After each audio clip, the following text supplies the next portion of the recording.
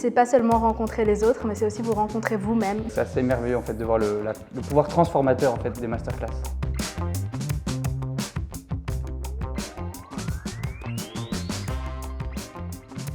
Les masterclass sont 30 jeunes sélectionnés via une candidature par un jury extérieur. C'est 2 week-ends d'immersion en dehors de Bruxelles et c'est quelques belles soirées dans la Maison de la Francité tout au long de l'année.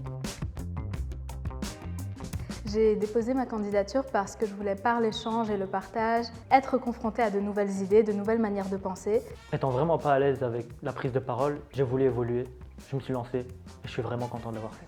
Et puis par la suite, moi-même développer de nouvelles visions et de nouvelles idées. Permettre à des jeunes de prendre la parole, c'est nécessaire et ça se fait de plus en plus. Mais pour que toutes et tous saisissent cette opportunité, il faut parfois les rassurer, transmettre des outils de prise de parole, les reconnecter à leur corps, valoriser leur style et les encourager dans leur combat. En somme, il faut les accompagner dans la découverte de leur propre voix. Pour moi, c'est une passion, c'est vraiment une vocation, c'est le plaisir de transmettre, de partager et d'accompagner les jeunes dans la rencontre de leur potentiel.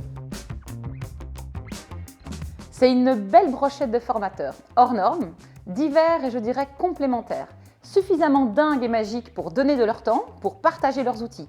Avocats, philosophes, poètes, comédiens, danseurs, experts de la prise de parole, des amoureux et des amoureuses de la langue française. Prenez chaque moment, chaque prestation, chaque conseil, parce que ça se passe très vite, mais il faut surtout y aller, parce qu'à la fin, on grandit et on ne pensait pas être capable. Les masterclass s'adressent essentiellement à des jeunes bruxellois entre 16 et 25 ans, qu'ils soient étudiants ou non, qu'ils aient de l'expérience ou non dans la prise de parole, mais qui ont un besoin viscéral de se faire entendre. C'est un orateur fidèle à soi-même et qui invite à la réflexion. C'est quelqu'un qui savoure lorsque le corps et l'esprit s'harmonisent. C'est quelqu'un qui sait être original à chaque fois tout en restant lui-même ou elle-même. C'est quelqu'un qui se rend compte que parler, c'est s'adresser à quelqu'un d'autre. La capacité d'invoquer et d'assumer ses émotions.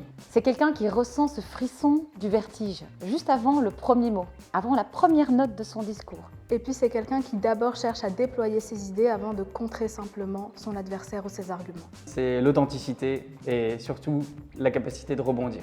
Donc en fait, le bon orateur ou la bonne oratrice met le partage au cœur de son discours. Je dirais cohésion.